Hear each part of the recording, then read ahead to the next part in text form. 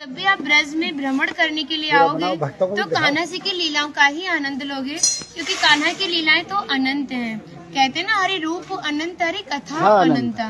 लेकिन जब भी आप भांडीर वन में प्रवेश करोगे, कभी शास्त्रों का अध्ययन करोगे या किसी के मुखार विंद से श्रवण करोगे तो ज्ञात होगा कि भांडीर वन में एकमात्र लीला नहीं है, यहाँ पे हमारी 14 लीलाओं का उल्लेख है। प्रथम लीला श्री जी के विवाह की मानी जाती है, लेकिन सबसे बड़ा ग्रंथ श्रीमद् भागवत जी को माना जाता है। आपने उसका अध्ययन श्रवण किया हो तो राधा रानी का नाम उसमें आता है नहीं आता? श्रीमद् भागवत में नहीं आता, बिल्कुल नहीं आता, क्योंकि सुखदेव जी राधा रानी को परम गुरु मानते थे। जब राधा रानी का नाम ही श्रीमद् भागवत जी में नहीं दिया तो विवाह का उल्लेख कैसे हो सकता है? लेकिन श्रीमद् भागवत जी को छोड़ के 12 ग्रंथ ऐसे हैं जो हमारी लाडली जी के विवाह का उल्लेख करते हैं।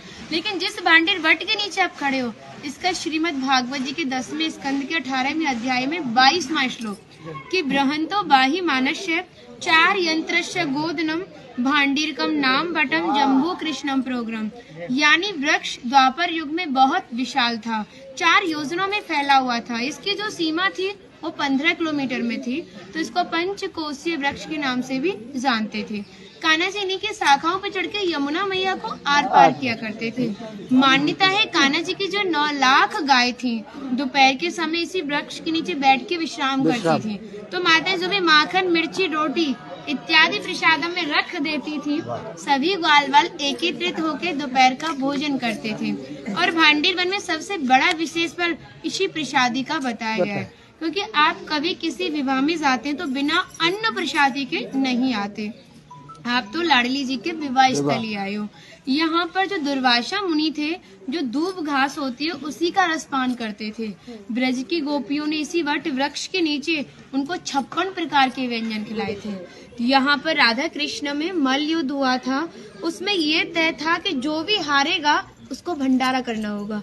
तो जब हमारे कान्हा जी हार गए थे तो ग्वाल वालों के साथ मिलके यहाँ पे भंडारा किया, उसी के नाम पर इसका नाम भांडीर वन पड़ा।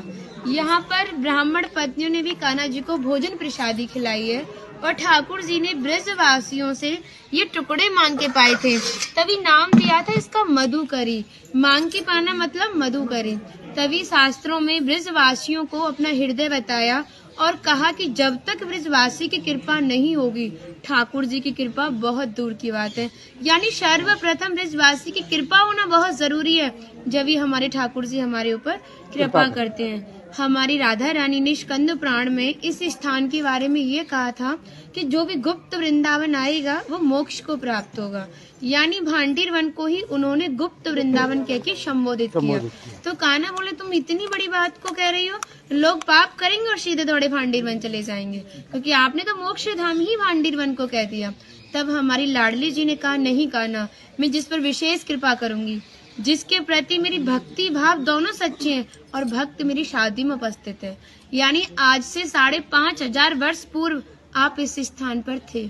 मनुष्य तो कोई था नहीं, तो अपने आप को कीड़े मकोड़े, घास फूस, पतझड़ इत्यादि अपने आप को मान सकते हो। जो भक्त उनकी शादी में उपस्थित था वो भक्त कई बार वृंदावन आएगा, जब जाके गुप्त वृंदावन आएगा, और डायरेक्टली नहीं, किसी न किसी के माध्यम से।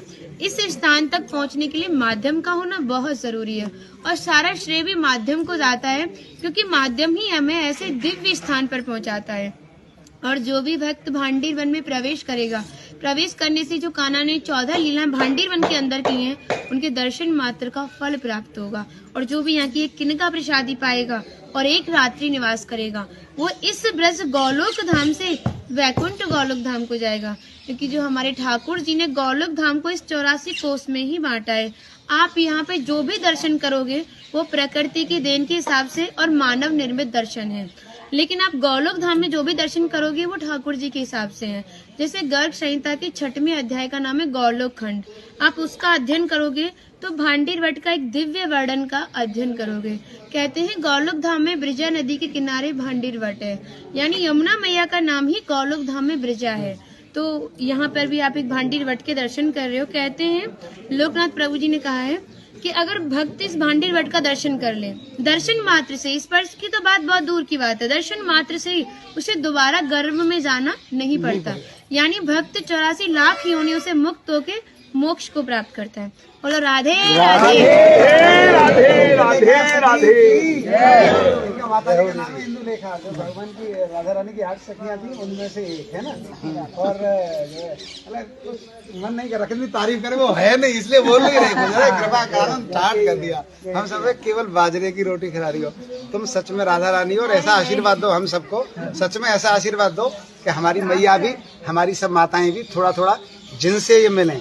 देखिए भक्ति का स्तर है, एक इतना बड़ा एक इतना है, तो इनको जो इनसे छोटी भक्ति में ये भी उनको कुछ ऐसी बातें बता के भगवान की ओर आकर्षित करें। सबको ऐसा आशीर्वाद दो। आप ब्रजवासी हो इसलिए सक्षम हो, दे सकती भक्ति बढ़े और ब्रज में वास हो।